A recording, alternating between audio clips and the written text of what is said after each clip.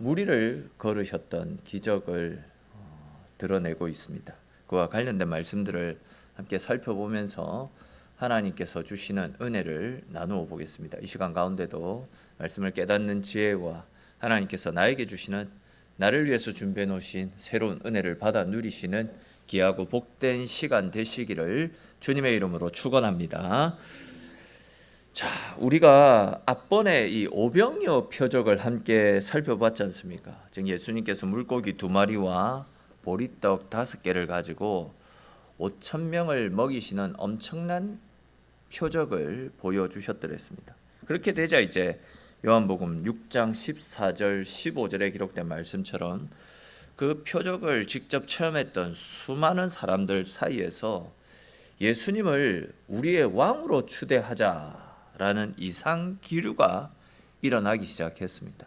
즉 오병이어의 표적을 체험했던 사람들 사이에서 이런 기적과 능력을 일으키는 분이 우리의 왕이 된다면 이제 우리가 더 이상 배고픔의 문제 때문에 고생을 안 해도 되고, 또 이 정도 능력을 가지고 있는 분이다라고 한다면 우리를 억압하고 있는 로마로부터 우리를 구원해 주실 것이다, 이런 분을 우리의 왕으로 추대하자, 이런 말들이 새어나오기 시작했다라는 겁니다.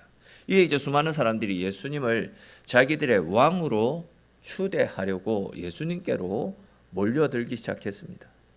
아마 이렇게 많은 군중들이 예수님을 왕으로 추대하려는 움직임을 보고 예수님의 제자들이 군중들보다도 더 들뜨고 더 기뻐하지 않았을까 싶습니다. 왜 그렇겠습니까?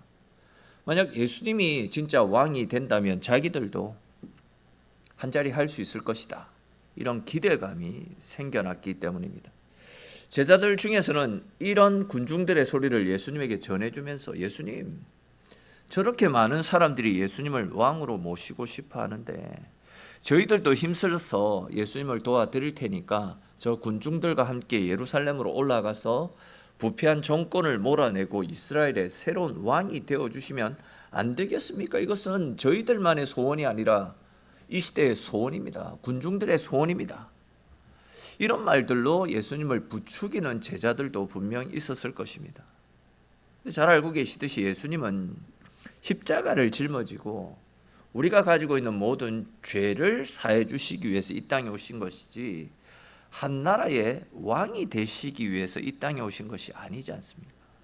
또한 예수님께서 12명의 제자들을 세우셨던 이유도 예수님이 십자가를 지시고 하늘나라로 승천하신 그 이후에 예수님의 뒤를 이어 십자가를 증거하는 증인된 삶을 살게 하시려고 그들을 부르셨던 것이지, 그냥 고작 한 나라의 죄상이라든지 벼슬아치를 삼기 위해서 제자들을 부르신 것이 아니었습니다.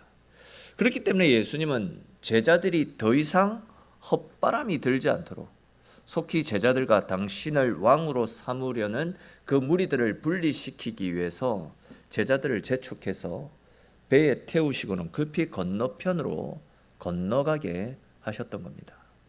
이 상황을 이제 조금 다른 관점에서 생각해 보면 예수님은 예수님 스스로가 자신이 누릴 수 있는 성공을 흩으셨습니다. 또한 예수님 스스로가 자기에게 돌아오는 박수 갈채를 막으셨고 사람들의 환호를 거부하셨던 것입니다. 예수님은 당신의 사명이 무엇인지 잘 알고 계셨기 때문에 철저하게 당신이 누릴 수 있는 영광과 박수와 존귀를 다 뒤로 한 채 하나님께서 주셨던 사명을 따라 십자가의 길을 걸어가셨던 겁니다. 자, 그런데 이렇게 이제 제자들을 배에 태운 뒤에 무리들과 분리시키신 다음에 예수님께서 하셨던 행동이 하나 있죠. 15절 말씀 우리 다시 한번 읽어볼까요? 6장 15절 말씀 다시 한번 읽어보겠습니다. 그러므로 예수께서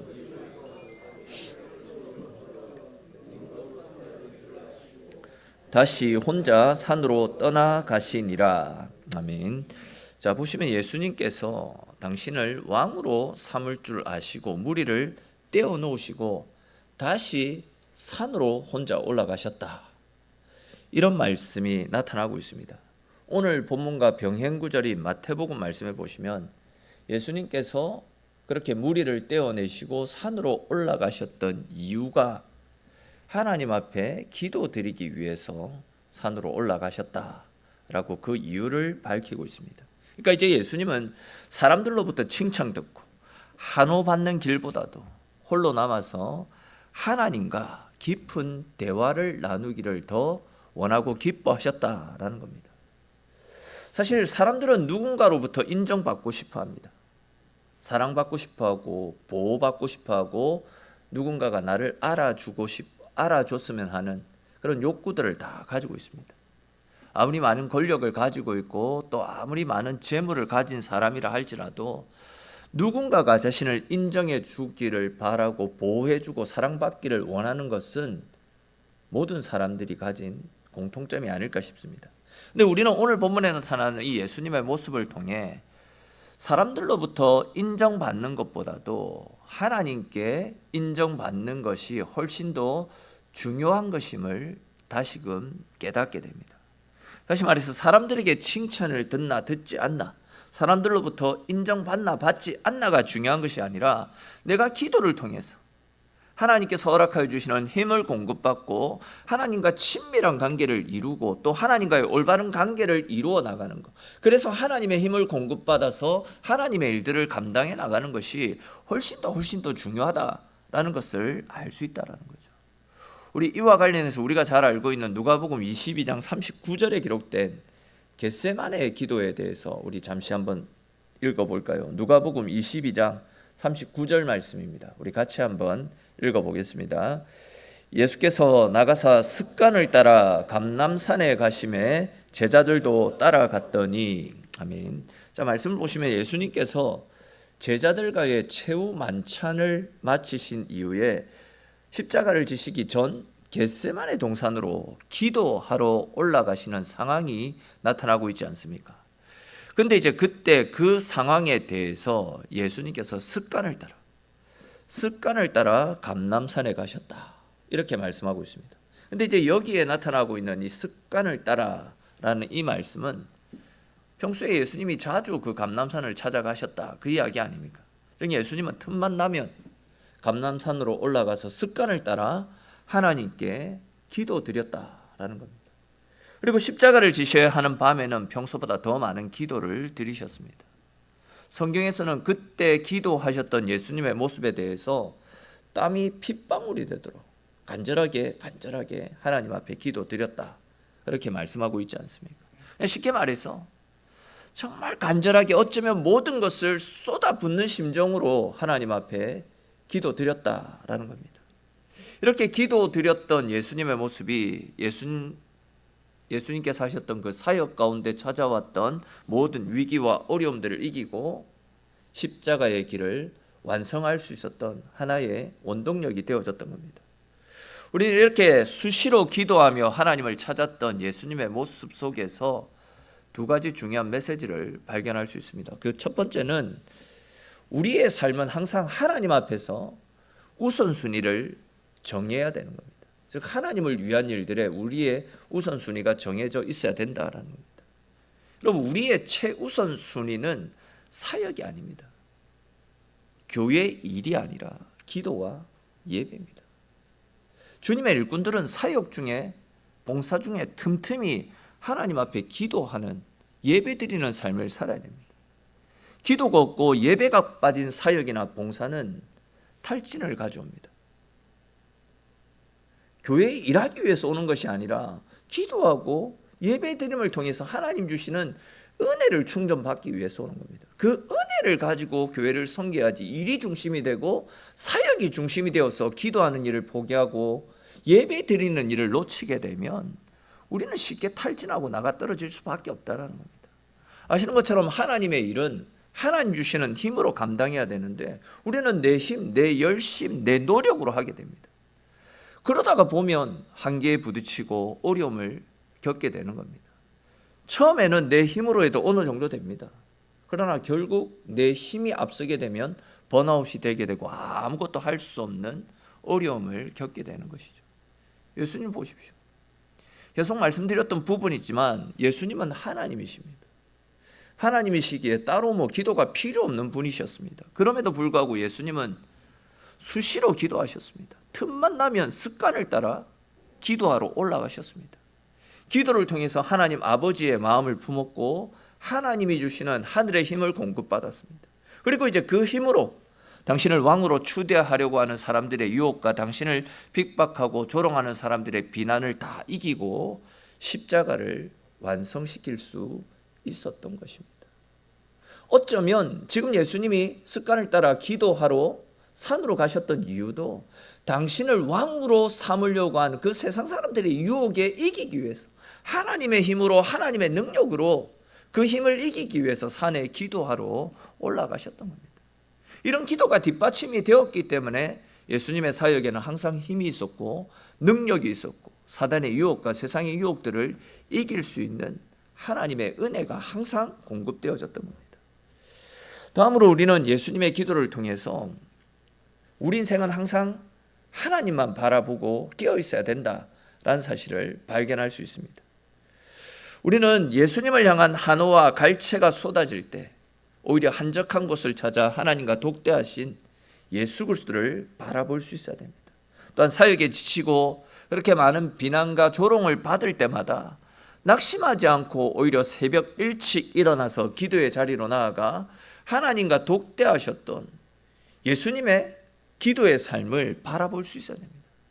아시는 것처럼 우리 인생에 찾아오는 아픔이나 고통, 순회와 번뇌, 또 우리의 삶을 짓누르는 삶의 문제들은 우리를 아프게 하는 것이 목적이 아니라 오히려 우리가 하나님 앞에 조용히 나아가 하나님과 독대하기를 원하시는 하나님이 우리를 부르시는 콜링 사인 같은 것이지 않습니까?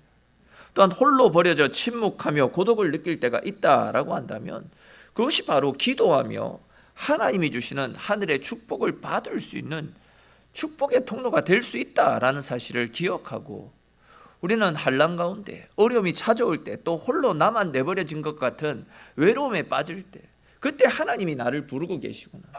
세상은 나를 떠나가도 하나님이 나를 부르셔서 나와 대화하기를 원하시구나. 이러한 하나님의 마음을 깨닫고 어려움 속에서 하나님을 찾을 수 있어야 됩니다. 여러분, 우리에게는 주님을 만나는 침묵의 시간, 기도의 시간이 절대적으로 필요합니다. 예수님의 간절한 기도, 습관을 따라 날마다 행하셨던 기도가 예수님의 공생의 기간 동안에 영육간에 지치지 않고 시험에 빠지지 않고 십자가의 길로 이끄셨던, 십자가를 승리의 길로 이끄셨던 바로 그 승리의 비결 아니었습니까? 우리 모두도 주님의 본을 따라서 기도의 삶을 살아가시고 그 기도가 우리의 힘이 되어서 그 기도를 바탕으로 우리의 삶 속에서 날마다 하나님의 함께하심의 은혜를 누리며 승리의 삶을 살아가는 저와 여러분들의 인생이 될 수 있기를 주님의 이름으로 축원합니다. 자, 또 이어지는 말씀 보십시오. 이렇게 예수님의 말씀을 따라 제자들이 배를 타고 가버나움으로 건너가고 있었습니다. 근데 이제 날이 저물어 가고 있는데 예수님께서 제자들 가운데 다시 오시지 않고 있는 상황을 볼 수 있습니다. 근데 이제 18절 말씀 보십시오.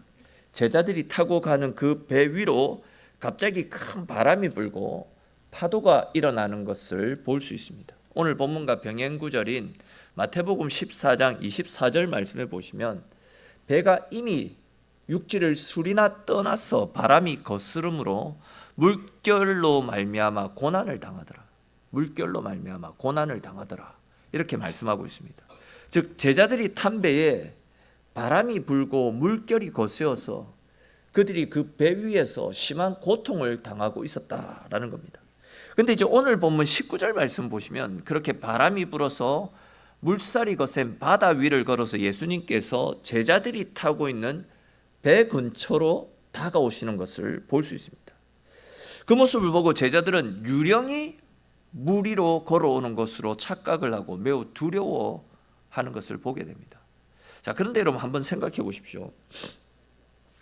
조금 전만 하더라도 제자들은 예수님께서 보이셨던 오병이어의 기적을 통해서 엄청난 은혜를 누렸습니다. 물고기 2마리와 보리떡 5개를 가지고 사람들에게 나누어 줬는데 나누어 주고 또 나누어 줘도 그것이 줄어들지 않는 엄청난 은혜를 경험했습니다. 그 모습을 보고 많은 사람들이 예수님을 높이고 환호를 했을 겁니다. 그런 분위기 속에서 제자들은 자신이 예수님의 제자라는 사실에 기분도 업이 되고 어깨에 힘도 들어갔을 것입니다. 또한 그런 예수님을 보고 사람들이 예수님을 왕으로 추대하자, 이런 이야기를 할 때에는 예수님은 왕이 되고 자기들은 높은 벼슬자리에 앉아서 권세를 누리며 살아가게 될 자신들의 장밋빛 미래를 꿈꾸며 크게 기뻐하고 있었을 것입니다. 어쩌면 예수님과 떨어져서 배를 타고 가버나움으로 가는 내내 그 뱃속에서도 자기들끼리도 그런 이야기를 주고받으면서 신이 나가지고 하늘 위를 걸어가는 그런 기분 속에서 배를 타고 있었을 것입니다. 그런데 그럼 그들에게 어떤 일이 생겨났습니까? 그들이 타고 가는 그 배 위로 바람이 불고 거센 파도가 휘몰아쳐서 이제는 살려달라고 소리를 지르고 생명을 구걸해야 되는 그런 상황이 찾아왔습니다. 분명 여러분, 예수님의 제자들은 그들이 이 배를 타고 싶어서 탄 것이 아닙니다. 예수님이 배를 타라, 예수님의 말씀을 따라서 이 배를 올라탔습니다. 그런데 말씀을 따라 올라탄 배에도 풍랑이 일고 바람이 불고 목숨의 위협까지 느끼는 극한 상황에 내몰린 겁니다. 진짜 지금 기가 막히는 상황입니다. 많은 사람들이 생각할 때 예수님을 따라서, 말씀을 따라서 순종하며 살아가면 아무런 문제도 아픔도 어려움도 없을 것이다. 순풍에 돛단 것과 같이 훨훨 날아갈 것이다. 이렇게 생각하는데 지금 제자들은 예수님으로부터 직접 말씀을 듣고 그 말씀을 따라서 배를 타고 가버나움으로 가고 있는 상황 아닙니까? 그런데도 지금 그들이 탄 배 위로 바람이 불고 풍랑이 일어서 중내산해하는 이런 큰 위기가 찾아온 겁니다. 그러니까 이제 예수님을 믿고 말씀대로 순종을 하고 나름 믿음대로 살아가더라도 이렇게 어려움이 찾아올 수 있다는 겁니다. 다시 말해서 나는 예수 믿고 행복한 일들만 가득했으면 좋겠는데 그것이 아니라 예수님의 제자들처럼 목숨의 위협을 느낄 정도로 큰 어려움을 만날 수 있다라는 겁니다. 요한이 오늘 본문을 기록한 이유가 바로 여기에 있습니다. 즉 예수님을 따르는 길은 이렇게 오병이어의 기적이나 예수님을 왕으로 추대하려는 사람들의 한호와 박수갈채뿐만이 아니라 이렇게 고난과 풍파와 아픔이 뒤따를 수 있다. 즉 십자가의 길은 영광스러운 일들만 있는 것이 아니라 고난이 뒤따르는 어려운 길도 있을 수 있다라는 사실을 보여주기 위해서입니다. 사실 여러분, 오늘 본문과 병행 구절인 다른 복음서 말씀들을 보시면 이 본문을 좀 더 구체적으로 자세하게 소개하고 있습니다.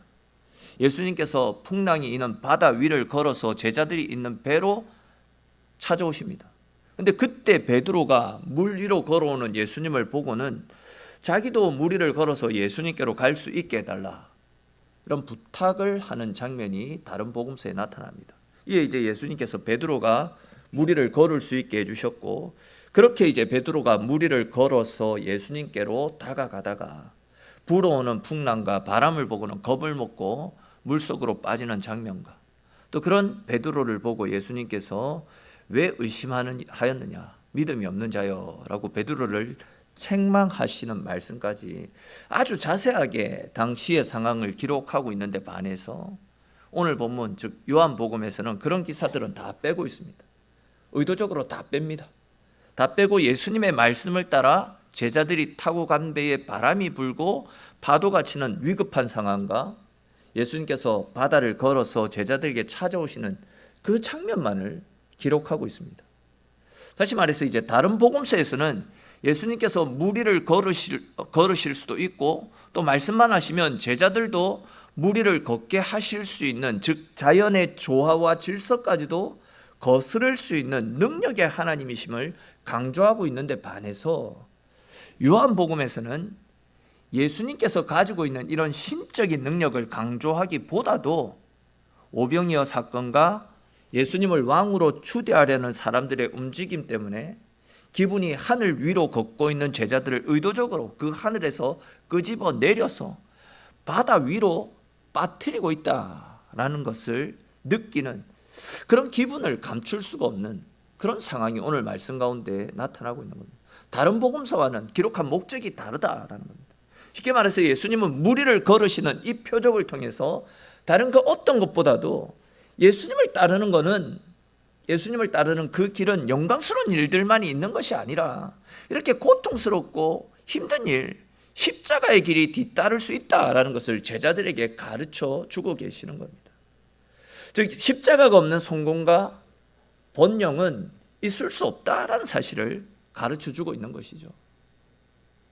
예수님이 이 땅에 오신 이유가 무엇입니까? 제자들에게 기적을 보여주시기 위해서가 아니지 않습니까? 십자가를 통해서 우리를 죄와 사망으로부터 구원해 주시기 위해서, 예수님 그것 때문에 오신 것이지 기적을 통해서 우리를 살리시는 하나님을 드러내기 위해서 오신 것이 아니다라는 겁니다. 우리 이와 관련해서 마태복음 1장 21절 잘 아는 말씀인데 같이 한번 읽어볼까요? 마태복음 1장 21절입니다. 같이 읽겠습니다.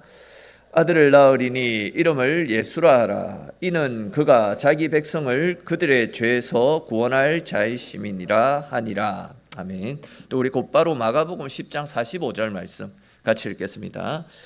인자가 온 것은 섬김을 받으려 함이 아니라 도리어 섬기려 하고 자기 목숨을 많은 사람의 대속물로 주려 함이니라. 아멘. 이 말씀을 통해서도 알 수 있듯이 예수님은 우리를 죄에서 구원하시기 위해, 당신의 몸을 우리를 위한 대속 제물로 주시기 위해 이 땅에 오셨습니다. 즉 십자가 사역이 예수님이 이 땅에 오신 주된 목적이었다라는 겁니다. 핵심 사역이었습니다. 그런데 베드로를 비롯한 예수님의 제자들, 또 예수님을 따랐던 수많은 무리들은 십자가를 뺀 영광스러운 메시아만 갈망하고 있지 않았습니까? 다시 말해서 이 땅 가운데 평화를 가져다 주는 메시아, 우리의 줄인 배를 채워주는 메시아, 병든 자와 삶의 문제를 해결해 주는 메시아, 또한 로마로부터 우리를 구원해낼 메시아.